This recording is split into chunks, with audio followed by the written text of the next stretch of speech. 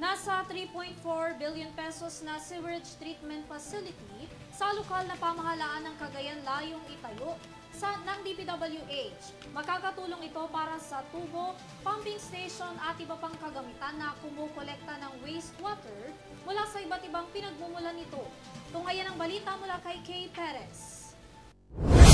Naglatag ng plano ang Department of Public Works and Highways sa Northern Mindanao or DPWH-10 na naglalayong magtayo ng 3.4 bilyong pisong sewerage treatment facility sa lokal na pamahalaan ng Cagayan. Ang sewerage system o wastewater collection system ay isang network ng mga tubo, pumping station at iba pang kagamitan na kumukolekta ng wastewater mula sa iba't ibang pinagmumulan nito. Ang pagtutulak na mapadali ang pagpapatayo ng sewerage facility sa Barangay Bonbon ay ordinansa sa ilalim ng Republic Act 9275 o ang Clean Water Act. Ano yan ay City Local Environment and Natural Resources Office Chief Armin Cuenca.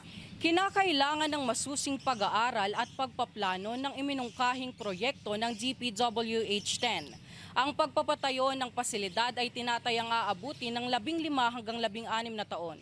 Isinalaysay ni DPWH-10 Project Focal Person Alexander Castro nitong Martes na ang bayan ng Cagayan ang isa sa mga benepisyaryo ng feasibility study ng proyekto na iniuugnay pa sa consultant ng pamahalaan. Posible din na humingi ng subsidies ang lungsod para sa proyekto sa ibabaw ng pagsasabatas ng lokal na ordinansa sa kalinisan at pag-update ng 2018 feasibility study.